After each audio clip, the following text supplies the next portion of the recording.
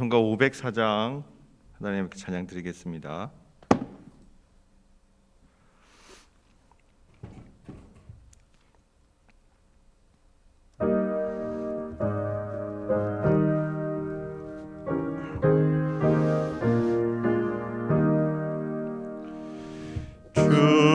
주님의 명령 전할 사자여, 구원의 소식 손에 들고서 그 소식 널리 전파하여서 주님의 길을 곧게 닦아라. 거친 사막 또 늪을 건너서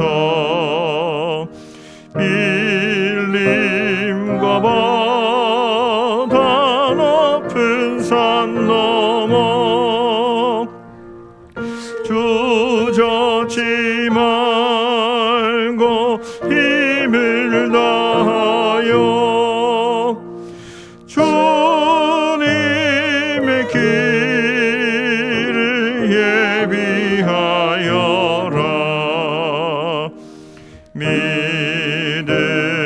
믿음으로 그 길을 닦아서 약속의 성 취복게 하소서. 싸움이 없고 다툼 그칠 때 평화의 왕이 오시리로다.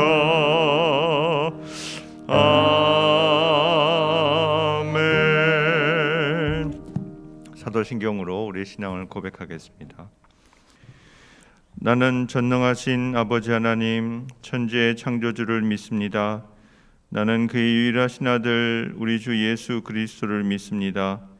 그는 성령으로 잉태되어 동정녀 마리아에게서 나시고 본디오 빌라도에게 고난을 받아 십자가에 못 박혀 죽으시고 장사된 지 사흘 만에 죽은 자 가운데서 다시 살아나셨으며 하늘에 오르시어 전능하신 아버지 하나님 우편에 앉아 계시다가 거기로부터 살아있는 자와 죽은 자를 심판하러 오십니다.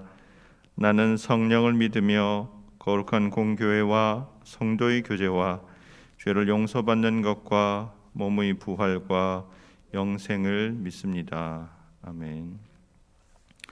새벽에 우리에게 주신 하나님 말씀은 로마서 15장 22절에서 33절입니다. 한 절씩 교독하고 마지막 절은 함께 받들어 읽겠습니다.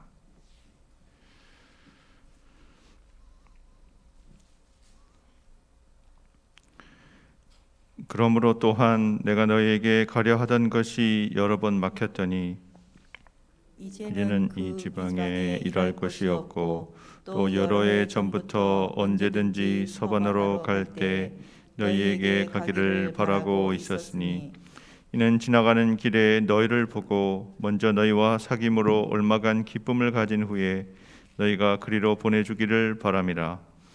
그러나 이제는 내가 성도를 섬기는 일로 예루살렘에 가노니 이는 마게도냐와 아가야 사람들이 예루살렘 성도 중 가난한 자들을 위하여 기쁘게 얼마를 연보하였음이라. 저희가 기뻐서 하였거니와 또한 저희는 그들에게 빚진 자니 만일 이방인들이 그들의 영적인 것을 나눠 가졌으면 육적인 것으로 그들을 섬기는 것이 마땅하니라. 그러므로 내가 이 일을 마치고 이 열매를 그들에게 확증한 후에 너희에게 들렸다가 서바나로 가리라. 내가 너희에게 나아갈 때 그리스도의 충만한 복을 가지고 갈 줄 아노라. 형제들아, 내가 우리 주 예수 그리스도와 성령의 사랑으로 말미암아 너희를 권하노니 너희 기도에 나와 힘을 같이하여 나를 위하여 하나님께 빌어. 나로 유대에서 순종하지 아니하는 자들로부터 건짐을 받게 하고 또 예루살렘에 대하여 내가 섬기는 일을 성도들이 받을 만하게 하고 나로 하나님의 뜻을 따라 기쁨으로 너희에게 나아가 너희와 함께 편히 쉬게 하라. 평강의 하나님께서 너희 모든 사람과 함께 계실지어다. 아멘. 로마서 강해를 계속 함께 하셨던 분들은 아마 혹시 기억하실지 모르겠네요. 제가 로마서 강해 처음 시작할 때 서론으로 했을 때 그때 본문 말씀이 바로 오늘 본문 말씀이었거든요. 왜냐하면 로마서 전체에서 사도 바울이 왜 이 로마서를 쓰고 있는지 실질적인 이유에 대해서 이야기해 주는 것이 바로 오늘 로마서 15장 22절에서 33절입니다. 그 바울이 여기서 이 로마서가 쓰여졌던 데가 3차 전도 여행이 끝날 때쯤에 이제 고린도 헬라 지방에 머물러 있다가 예루살렘으로 가기 전에 그 시기에 쓰여졌을 거라 이렇게 짐작하는데 바울에게는 긴 여행의 계획이 있었습니다. 세 도시를 방문하려고 계획을 세우고 있었거든요. 헬라 지방에서 혹은 고린도에서 머물러 있던 그때 바울은 처음에 예루살렘으로 가서 예루살렘에 이 마케도니아와 아가야 지방 성도들이 모금해 준 교회의 연보를 가지고 현재 흉년이 들어서 굉장히 경제적으로 지금으로 치면 경제 공황이죠. 경제 침체기에 있는 예루살렘 교회를 돕기 위해서 그렇게 여러 연보를 모아다가 가져다 주는 일이 있었고 거기서부터 다시 이제 서바나로 하면 지금의 스페인이거든요. 스페인으로까지 서유럽의 가장 서쪽에 있는 곳이죠. 그래서 그 당시에는 스페인이 세상의 끝이다. 왜냐하면 그 당시 세계라 하면은 그 당시 사람들은 뭐 지금처럼 남북 아메리카나 아시아에 대해서 잘 모르고 지중해 세계가 지중해를 둘러싼 세계가 전부였기 때문에 그 외의 세계는 잘 알지 못했죠. 그래서 그 당시의 관념으로는 스페인이면 땅끝이다 해서 바울은 땅끝까지 복음을 전하려고 바울이 한 일은 바둑을 더 보신 분은 알겠지만 바둑을 처음에 둘 때요 바둑판에 그 요소에다가 일단은 자리를 잡는 거거든요. 그래서 바둑판은 나중에 돌과 처음 돌과 비중 자체가 다른데 처음에 돌을 어디에 두는가에 따라서 화점 근처에 이제 무슨 뭐 이렇게 여러 가지를 두는 그거에 따라서 이제 전체 판세가 달라지는데 바울이 하는 일은 이 교회의 선교에 있어서 바둑에 처음에 정석처럼 이렇게 주요 요점에다가 돌을 놓는 일, 교회를 세우는 일들을 바울은 자신의 사명으로 생각했습니다. 그래서 이렇게 스페인까지 가서 복음을 전하려고 그래서 그 가는 과정이 워낙 멀기 때문에 바울이 생각한 여정이 총 세 도시를 가는데 4,800km 거리예요. 4,800km면 얼마큼 거리인 줄 아십니까? 제가 4,800km가 얼마큼 되는가? 뭐 우리나라 서울 부산 거리 해봤자 400여 킬로 남짓되잖아요. 440km. 그런데 4,800km가요. 미국 가보신 분은 알겠지만 동부에서 서부까지 뭐 LA에서 워싱턴 DC나 뭐 샌프란시스코 뉴욕까지 가는 거리보다 더 먼 거리입니다. 예. 차로 가면 꼬박 3일을 운전해서 가야 되는 거리고 비행기로도 7시간 걸리는 거리인데 이 당시로 가면 수개월이 걸리는 거리거든요.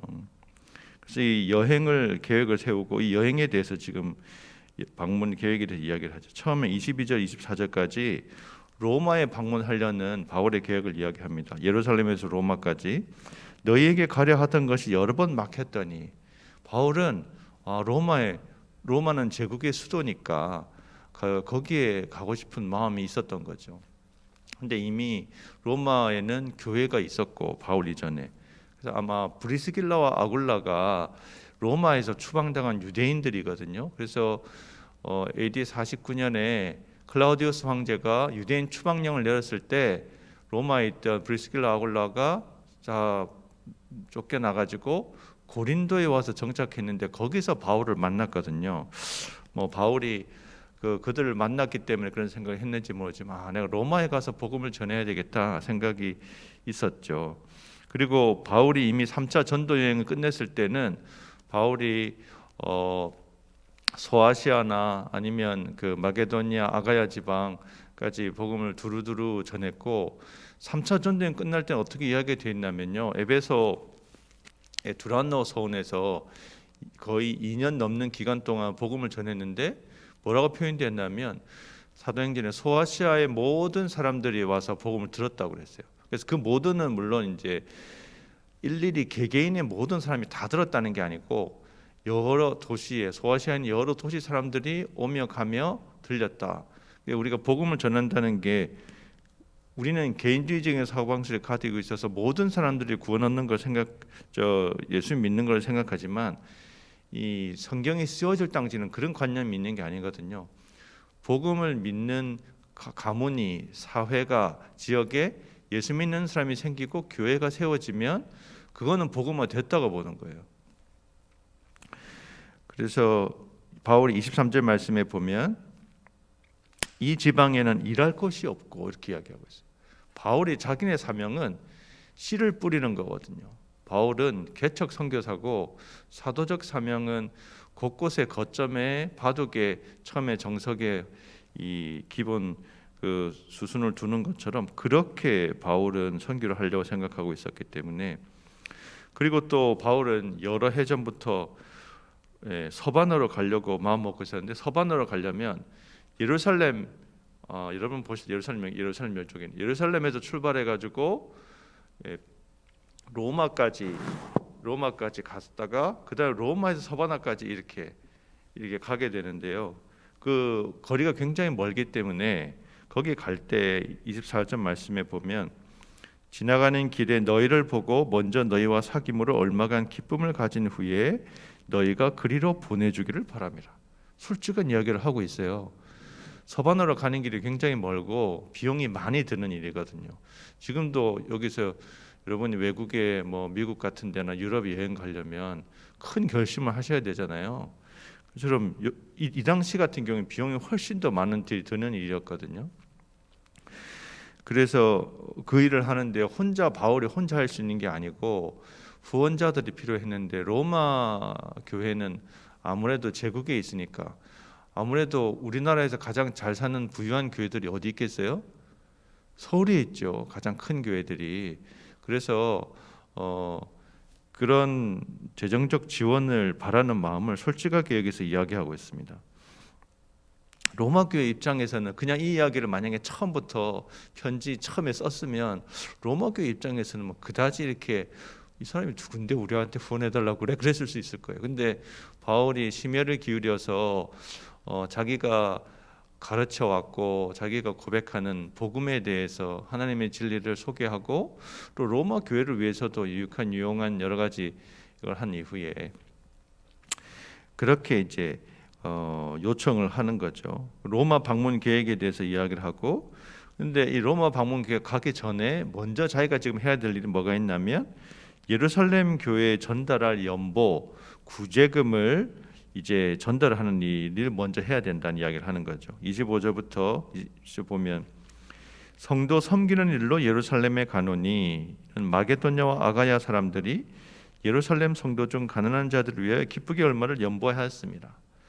고린도전서에 보면 고린도의 교회들이 어떻게 헌금했는지 기록에 나와 있어요. 그래서 16장에 보면 매주 첫날에 너희들이 모여서 미리미리 연보를 해라.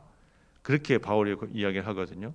그러니까 매 주마다 모은 연보를 가지고 연보란 말 자체가 우리가 헌금이라는 표현 성경에서 연보란 말을 쓰는데 연보는 사실 우리 형제 자매 어려운 지체들을 돕기 위해서 사용되는 거죠. 그래서 교회 헌금은 하나님이 돈이 필요한 분 아니시잖아요.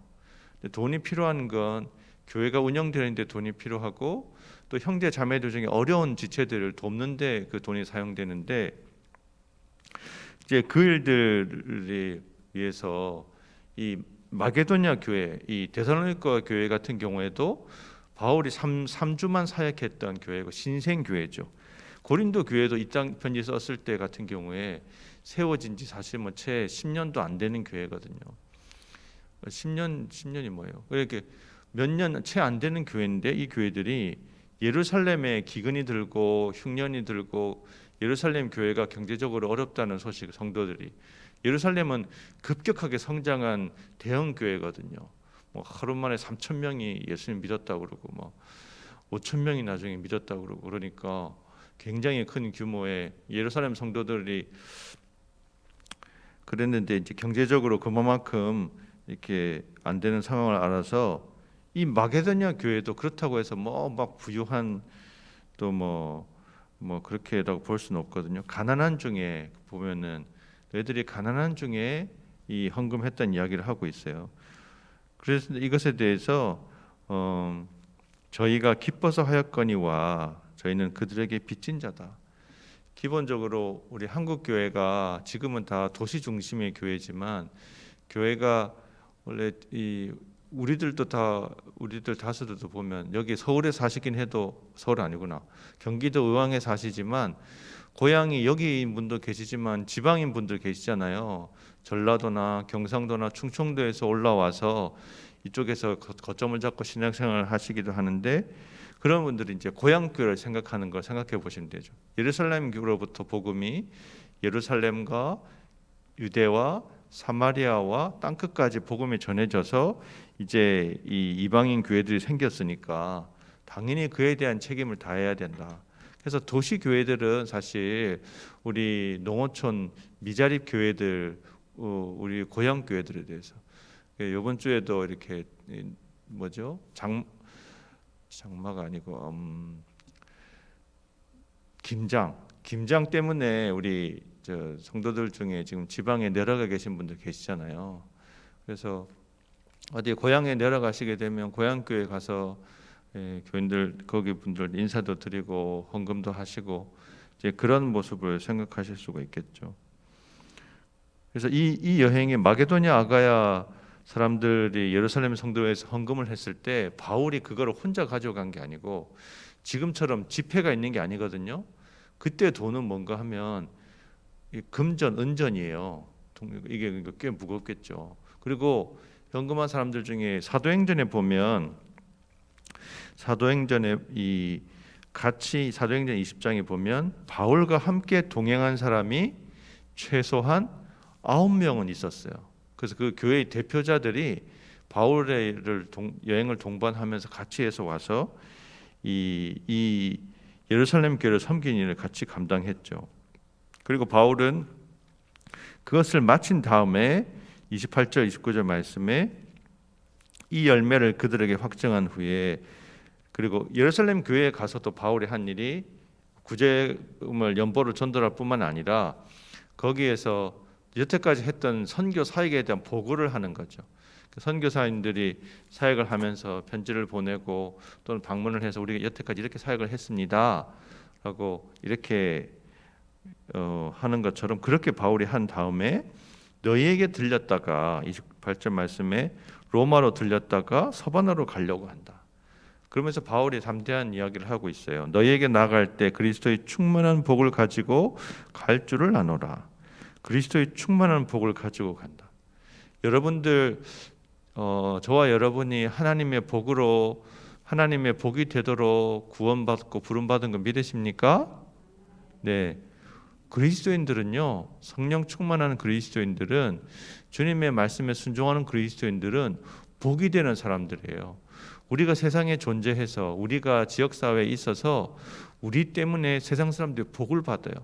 그런 자부심을 가지세요. 어떤 선교사님은 비행기 타면 늘 그런데요.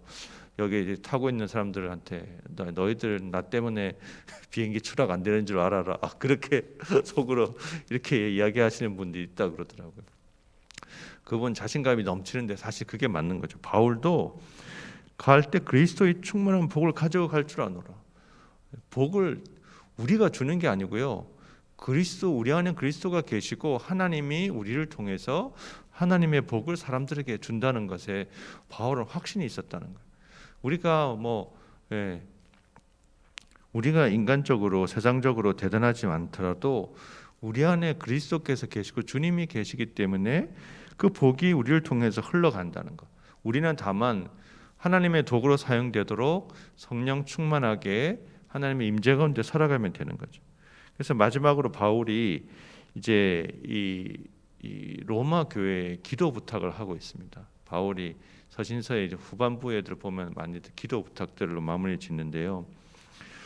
주 예수 그리스도와 성령의 사랑으로 말미암아 너희를 권하노니, 이러면서 첫 번째 부탁하는 것이 기도를 해달라. 기도에 나와 함께 힘을 같이하여 나를 위해 하나님께 빌어달라.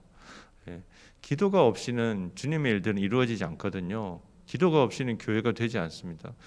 그래서 교회가요, 기도의 자리가 약해지면, 기도하는 성도들이 줄면 그 교회는 점점점 약해지고 문제들이 점점 생겨나요. 그래서 기도의 자리를 이렇게 지키시는 게 얼마나 소중한지 여러분들, 나는 아무것도 할 게 없어요. 헌금도 못하고 뭐 육체적으로 힘도 없어서 못해요. 기도하시는 것만큼 귀한 것이 없습니다. 기도하면 하나님이 일하시거든요. 기도하면 하나님이 일할 사람들을 보내주시고 세우신다는 거예요. 그래서 우리가 뉴라이프 교회는 뭐 다른 거는 못해도 정말 기도하는 데는 내년에 더 전력해서 우리가 우리 전반기에 힘차게 시작했잖아요.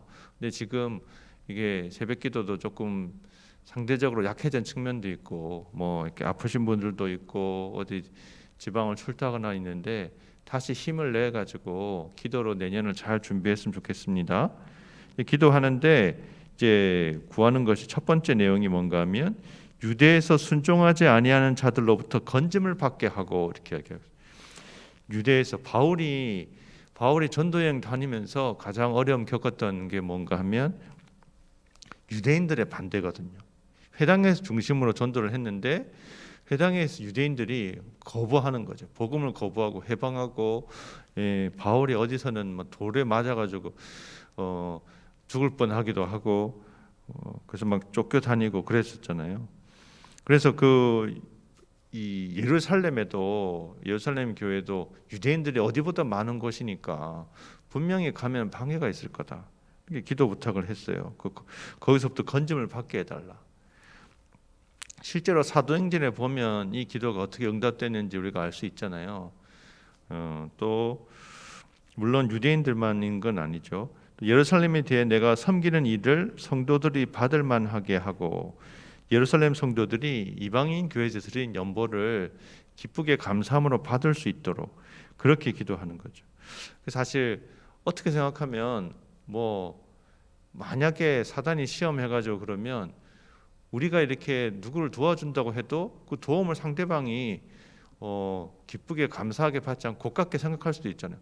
아니 지금 뭔데 먼저 도와달라고 그랬어? 이럴 수도 있죠. 근데 사단이 그런 식으로 시험을 하거든요, 우리 가운데. 그래서 좋은 의도를 가지고 했어도 그걸 사람들이 받아들이지 않으면, 우리 목자들이 이렇게 잘 안 나오는 성도들에게 전화 연락하고 이러면 귀찮게 계속 연락을 하고 그래, 이런 반응이 나올 수도 있다는 거예요. 그래서 우리가 먼저 하나님께 기도하고 은혜를 구해야죠. 그래서 이 두 가지 예루살렘 방문에 대해서 기도하고, 또 세 번째는 하나님의 뜻을 따라 기쁨으로 너희에게 나아가 너희와 함께 편히 쉬게 하라. 로마 교회에서 기쁨으로 편히 쉬며 교제할 수 있기를 소망한 거죠. 이 기도들에 대해서 우리가 사도행전에 보면 어떻게 이 기도들이 응답되었는지 알 수 있거든요. 어떻게 보면 이 기도를 하나님이 탁 이렇게 속 시원하게 들어주시지 않은 것도 같아요. 왜냐하면 바울이 예루살렘에서 로마까지 가는데 얼마 걸렸죠? 바울이 예루살렘에서 죄수의 몸으로, 아직 미결수의 몸으로 잡혀가지고 2년 넘게 구류된 상태로 있었어요.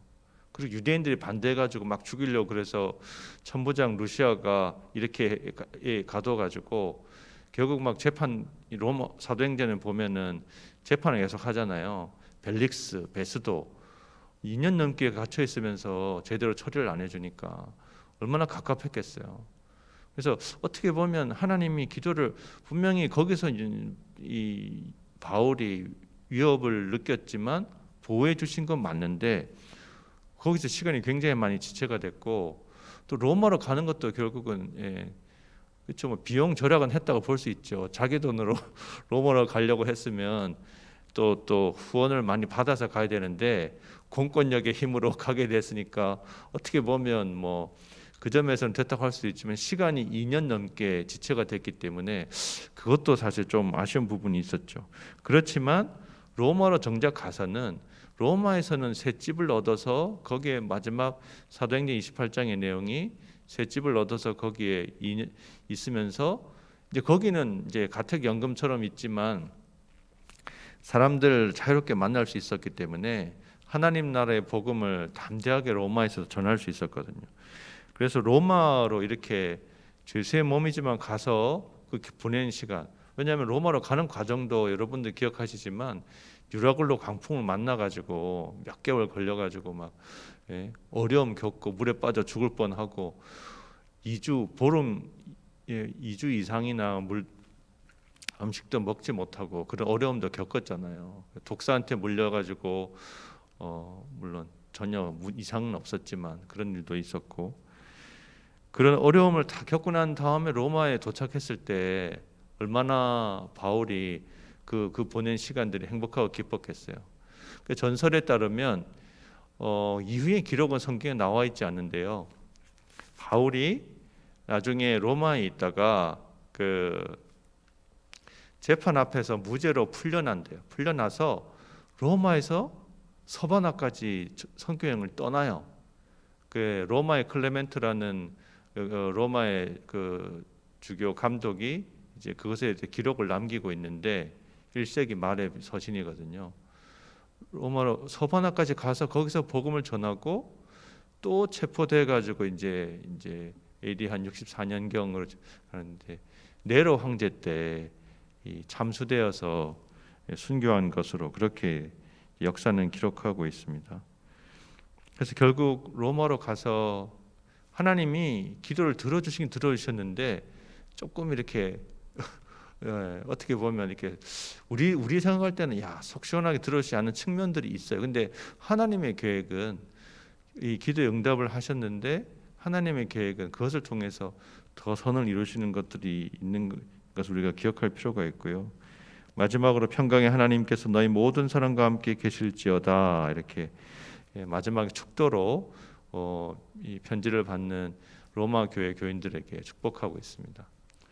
그리고 내일 마지막으로 우리 55번째 로마서 강의 마지막으로 볼 텐데 마지막 내용은 이제 사람들에 대한 무난 인사거든요.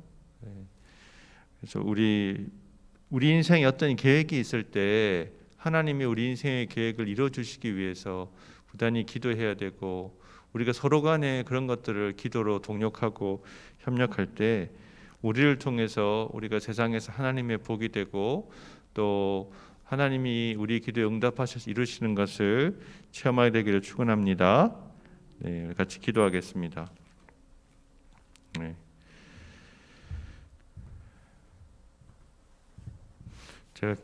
제가 기도하겠습니다. 하나님 아버지 감사합니다. 사도 바울이 또 긴 선교 여행의 끝에 로마 교회 하나님 역사의 길이 남은 성경의 가장 중요한 말씀인 로마서를 기록하고 하나님 아버지 또 로마 교회에 하나님 선교 협력의 도움을 청하고 서바나까지 가는 여행의 선교의 계획을 세우고 기도하는 모습을 보았습니다. 하나님 우리가 마음의 소원을 품고 계획할 때 하나님 아버지 우리의 기도를 들으시고 주님께서 이루어 주시고 성취하여 주시되 우리의 뜻이 아니라 하나님의 뜻이 우리 삶에 이루어지며 하나님의 계획이 이루어진 것을 경험하고 보는 저희가 될 수 있도록 은혜 베풀어 주옵소서. 오늘 하루에 우리 마음의 생각과 소원을 주님께 아뢰오니 하나님 우리의 기도 들으시고 하나님 주님의 선한 뜻을 우리 삶에 이루어 주시고 평강의 하나님 우리의 삶에 함께하여 주옵소서. 이제는 우리 주 예수 그리스도의 은혜와 하나님 아버지의 무한하신 사랑하심과 성령의 교통하심이 우리 마음의 소원과 계획을 주님께 아뢰며 주님의 선하심을 우리 삶에 경험하며 평안 가운데 살기로 소원하는 주의 모든 백성들 머리 위에 가정과 사업 위에 조국 대한민국과 전 세계 흩어져 있는 선교사님들의 사역과 독재로 전쟁으로 또 환경오염으로 고통받는 사람들과 피조 세계 위에 이제로부터 영원토록 함께 하실 것을 간절히 축원하옵나이다.